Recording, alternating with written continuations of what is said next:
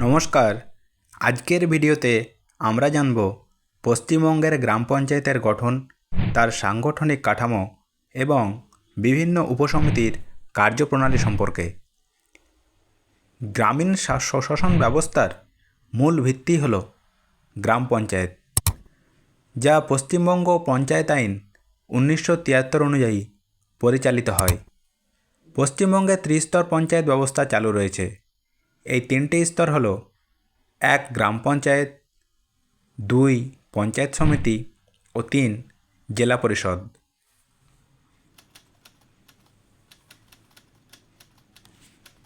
এর মধ্যে গ্রাম পঞ্চায়েত হল সর্বনিম্ন এবং সবচেয়ে গুরুত্বপূর্ণ স্তর, যা সরাসরি গ্রামের মানুষের সঙ্গেই যুক্ত।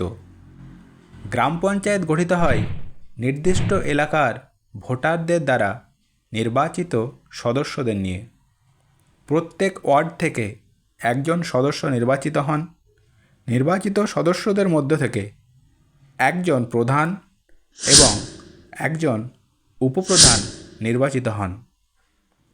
প্রধান গ্রাম পঞ্চায়েতের প্রশাসনিক প্রধান হিসেবে কাজ করেন এবং উপপ্রধান প্রধানকে সহায়তা করেন। গ্রাম পঞ্চায়েতের কাজের পরিধি অত্যন্ত বিস্তৃত, তাই বিভিন্ন বিষয়ভিত্তিক কাজ পরিচালনার জন্য উপসমিতি বা স্ট্যান্ডিং কমিটি গঠন করা হয়।